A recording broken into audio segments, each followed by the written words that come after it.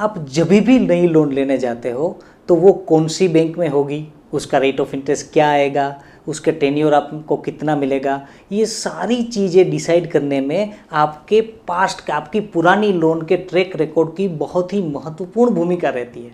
कभी कभी लोग लोन तो ले लेते हैं लेकिन उसकी लोन की जो किस्त आती है, जो ईएमआई आते हैं, वो रेगुलर नहीं चुकाते। क्या आपको पता है आपकी बैंक आपके हर बाउंस्ड ईएमआई की हर एक इन्फॉर्मेशन क्रेडिट इन्फॉर्मेशन कंपनीज को भेजती है। इंडिया में आज की तारीख में 4 RBI registered credit information companies हैं, जिसमें से पहली है सिबिल, दूसरी है इक्विफ्लेक्स, तीसरी है एक्सपीरियन और चौथी है क्रिफ। वो सारी क्रेडिट इन्फॉर्मेशन कंपनीज जो है उनके पास आपकी सारी डिटेल रहती है, जैसे कि आपने कौन कौन सी बैंक में कौन सी लोन के लिए कौन सी तारीख में इवन इंक्वायरीज भी की है, आपकी कितनी लोन चल रही है, वो कौन कौन सी बैंक में चल रही है, उसके ईएमआईज क्या है, कौन सी तारीख में आपने वो लोन सैंक्शन कराई या डिसबर्स कराई, कभी भी आपके ईएमआई बाउंसेस हुए कि नहीं, अगर हुए हैं तो कौन कौन से ईएमआई बाउंसेस हुए, बाउंस होने के बाद वो कितने टाइम में भरे गए। ऐसी सारी चीज़ें क्रेडिट इन्फॉर्मेशन के पास हर एक बंदे की होती है।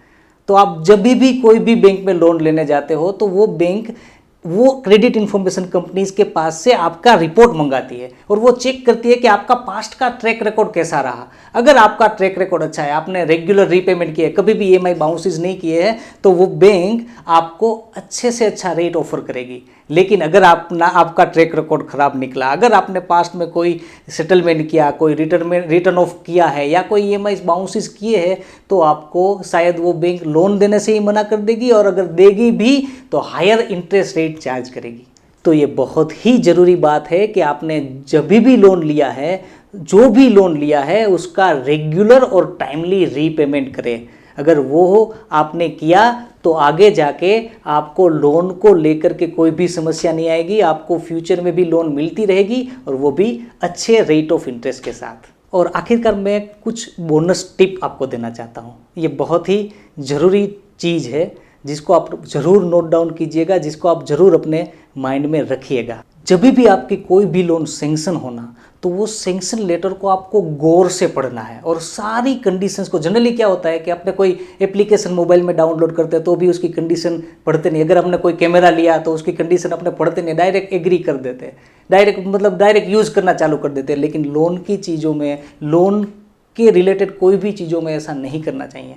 आपका सैंक्शन लेटर को आपको डिटेल में देखना है और आपको हर एक चीज़ को अंदर उतर के देखना है। फॉर एग्जांपल, आपका रेट ऑफ इंटरेस्ट क्या है, रेट ऑफ इंटरेस्ट फिक्स्ड है या फ्लोटिंग है, आपके प्रोसेसिंग फ़ी आपको एक्चुअल कितना लगा, कितना इंश्योरेंस आ रहा है, आपका फोरक्लोजर चार्ज है ना, ये बहुत ही ज़रूरी चीज़ है। लोग इसको लिटरली इग्नोर करते हैं, उसको पता ही नहीं होता इसका मीनिंग क्या है।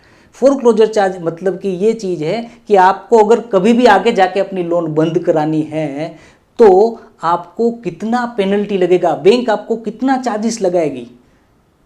पता है ये चीज़ कैसी है, जैसे कि महाभारत का युद्ध जो चल रहा था उसमें अभिमन्यु की जैसे हालत हुई थी, जो चक्रव्यूह में घुस तो जाता है लेकिन बाहर निकल नहीं पाता। कई लोगों की हालत ऐसी हो चुकी है, जो लोग लोन ले तो लेते हैं लेकिन उससे बाहर निकलना उसके लिए बहुत ही मुश्किल हो जाता है, क्योंकि जो फोरक्लोजर चार्ज होता है वो ही इतना बड़ा होता है। 3%, 4%, 7%, 8% तक के हम लोगों ने फोरक्लोजर चार्जेस देखे हैं। तो आप लोन लेते टाइम पे ये चीज़ ज़रूर ध्यान रखिएगा और फिर ही लोन की प्रोसेस को या लोन के सैंक्शन लेटर में साइन करिएगा, प्रोसेस को आगे बढ़ाइएगा। आने वाले दिनों में हम ऐसे लोन के रिलेटेड ऐसे बहुत सारे वीडियोस लेके आने वाले हैं जो आपके लोन के नॉलेज को एक अलग लेवल पे ले जाएंगे। तो उसके लिए आप हमारा ये चैनल सब्सक्राइब करना मत भूलिएगा, और हाँ, बाजू में रहे बेल आइकॉन को भी ज़रूर दबाइएगा ताकि आपको इंस्टेंट नोटिफिकेशन मिलता रहे।